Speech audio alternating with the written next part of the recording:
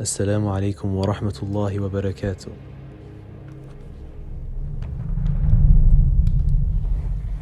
It is often thought by the so-called apostolic Christians that the four Gospels were written by their respective authors, and that each portrays Jesus' mission faithfully and in complete truth. Indeed, if an evangelist were to lie to propagate their theological doctrines, their testimony would then become unacceptable, if not corroborated by other contemporary sources. Looking at John's Gospel, one often encounters unique stories and theological sequences foreign to the synoptics.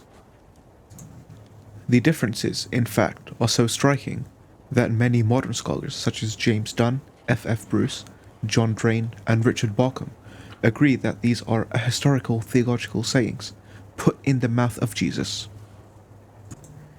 The famous and distinctive "I am" claims of Jesus in the fourth Gospel would hardly have been ignored so comprehensively by the synoptics if they had indeed been a part of the original tradition of Jesus' sayings. As we shall see shortly, the doubting Thomas incident is one of the clearest instances in which the evangelist can be seen fabricating theological events to further his own narrative. This will be approached through multiple different paths. Firstly, the direct contradiction with Luke will be shown.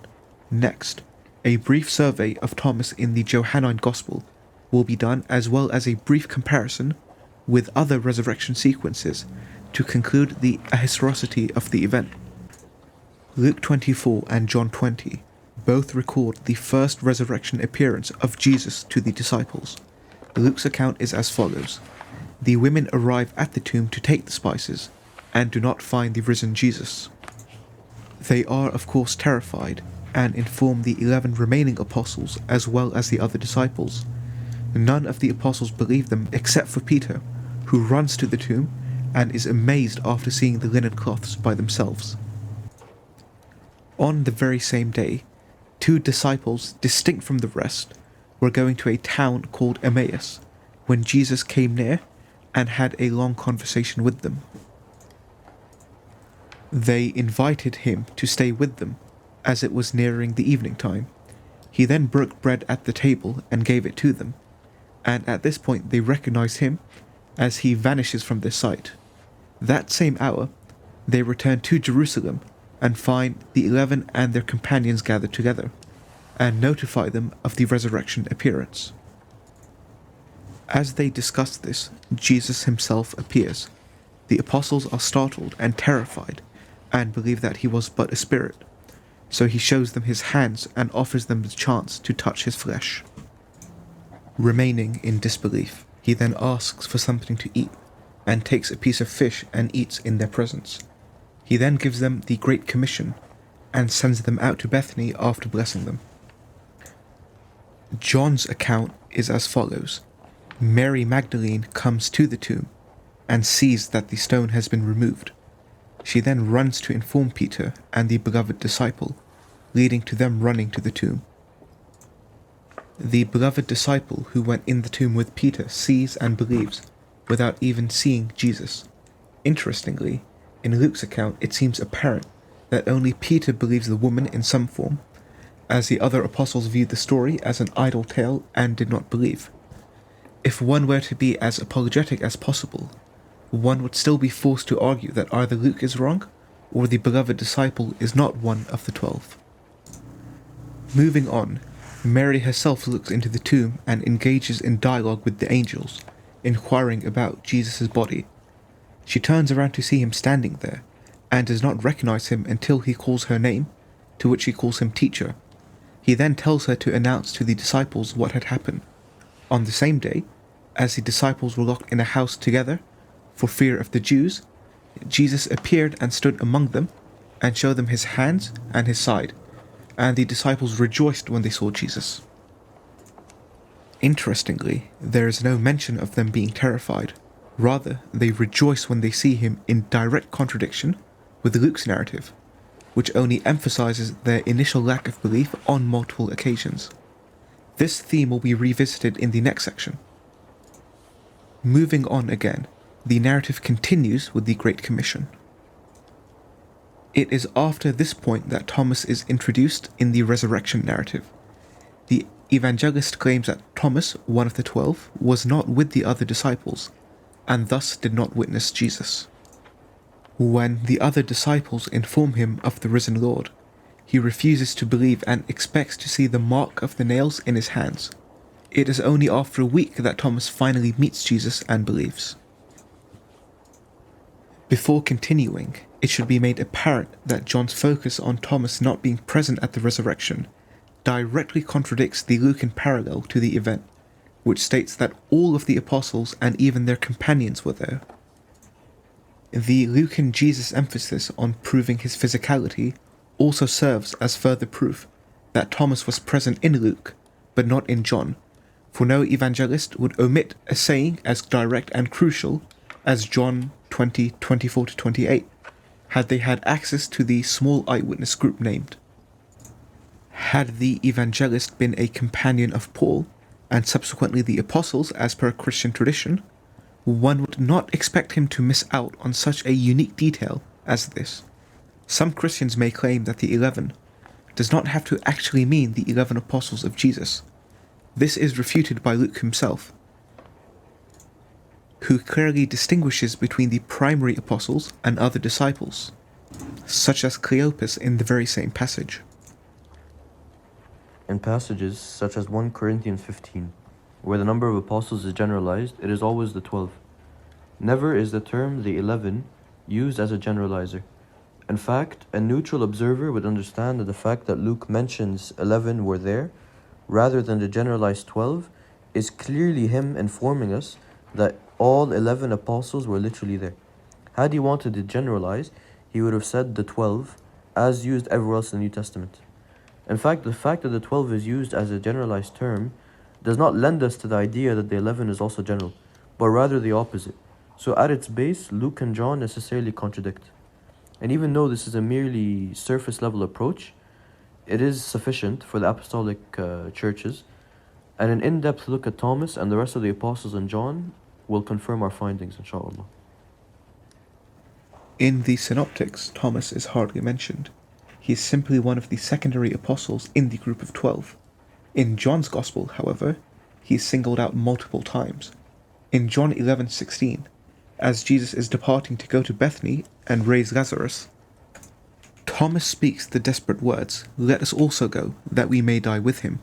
Thomas expects that not only he, but Jesus and his fellow disciples will also die in Judea, as Lazarus had died. Where the Jews were just seeking to stone Jesus, 11:8, yet Jesus is not stoned, nor do any of the disciples die. Instead, one of Jesus' greatest miracles occurs in the raising of Lazarus. Thomas is here singled out by the author of John as the only one of the 12 disciples named. He is shown to be wrong, and wrong in the specific context of resurrection.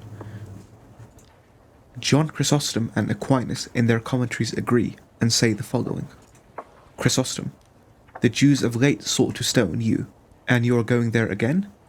They therefore had feared for him also, but for the fear more part rather for themselves, for they were not yet perfect. So Thomas, shaking with fear, said, 'Let us go, that we also may die with him,' John 11:16, because Thomas was weaker and more unbelieving than the rest." Now they all feared the attacks of the Jews, but Thomas above the rest, wherefore also he said, "Let us go, that we also may die with him." Some say that he desired himself to die, but it is not so. The expression is rather one of cowardice, yet he was not rebuked, for Christ as yet supported his weakness, but afterwards he became stronger than all and invincible. For the wonderful thing is this, that we see one who was so weak before the crucifixion become after the crucifixion, after having believed in the resurrection, more zealous than any. 11:6. Why would Chrysostom have to say if he knew the evangelist had fabricated the doubting Thomas incident? Would he continue his attack on Thomas and his accusation of cowardice? One must assume so. Aquinas: as we mentioned before, all the disciples feared the Jews, but especially Thomas. Indeed, before the Passion, he was weaker than the others and had less faith. But after, he became stronger and was beyond reproach, travelling the entire world alone. So, because of this lack of confidence, he says to his disciples, "Let us also go, that we may die with him." This was like saying, he does not fear death, he fully wants to go, willing to deliver both himself and us over to death. Continuing on, in John 14:5, in response to a statement of Jesus, Thomas himself declares himself to be ignorant of both the post-mortem destination and way of Jesus. As Aquinas says, Thomas denies the two things that our Lord affirms. For our Lord said that they knew both the way and its destination, but Thomas denied that he knew the way and its destination. In John 20:24-29, Thomas alone of the 11 fails to see the risen Jesus. He is alone in his doubt and alone in his demand to touch the wounds of Jesus. He alone is rebuked for unbelief. As a character in John, Thomas is cast as one who is wrong, ignorant, and unbelieving. One prominent theme in the stories is the fear and doubt of the disciples at the appearance of the resurrected Christ. The whole idea of a post-mortem apparition, as wonderful as it was in proving survival after death, was a terrifying prospect. The women fled trembling and speechless at the mere announcement of resurrection in Mark's account, Mark 16:8. One may imagine the alarm evoked by an uninvited apparition of Jesus. In Matthew, the women are told to stop fearing at the first apparition, Matthew 28:10. At the second, some, if not all, 78 of the assembled disciples on the mountain were doubtful. In Luke, the women fell to the ground in fear at the sight of the angels. The disciples, in turn, think that the report of the women about the empty tomb and the angelic messenger is nonsense, and therefore do not believe them. Luke 24:11. Rebuked at the first appearance by the disguised Jesus for being foolish and slow of heart to believe. 24:25. At the second appearance, all the disciples are chided for their fear and doubt, even though they have reacted as all sane ancients would have at the appearance, as they thought of a ghost. 24:37-38. The longer ending of Mark intensifies this scene. The disciples do not believe the women, nor the two disciples. Jesus, therefore, reproached them for their unbelief and hardness of heart, because they had not believed in those who had seen him after he had risen. In the post-Easter account of John, however, no one is afraid. Nobody doubts. The beloved disciple believes even before he sees Jesus at the mere sight of the empty grave clothes. At the first appearance, Mary does not only fear or doubt, she cries out, "Rabboni," and grabs Jesus in embrace. In a similar fashion, the disciples neither fear nor doubt. The only ones whom the disciples fear are the Jews and Romans, so they lock themselves in a room, and at the group appearance, they rejoice when they see Jesus. They are so full of faith that they attempt to convince the only one who does doubt, the only one who was not present, Thomas. The doubt found in the synoptics and associated with the appearance stories has been transferred from the women and the disciples as a group to Thomas as an individual. There is no indication whatsoever in the preceding narrative that Thomas or any other disciple should have been absent at the appearance of Jesus to the assembled disciples. This information comes not only as a surprise, but as an anticlimax. What is more unsettling is that it strikes one as an impossibility. Jesus had just commissioned the disciples, sending them as he himself was sent. He has fulfilled his promise for the Paraclete, and granted them the Spirit. He has given them authority to forgive and retain sins. Their training is complete. Their equipping and authorization are complete. They have now been constituted as full representatives of Christ in the world. And all of this Thomas has missed by his absence. All of these factors seem to indicate that John has fabricated this Thomas polemic for his own theology, multiple times in fact, rather than reporting history. وآخر دعوانا أن الحمد لله رب العالمين.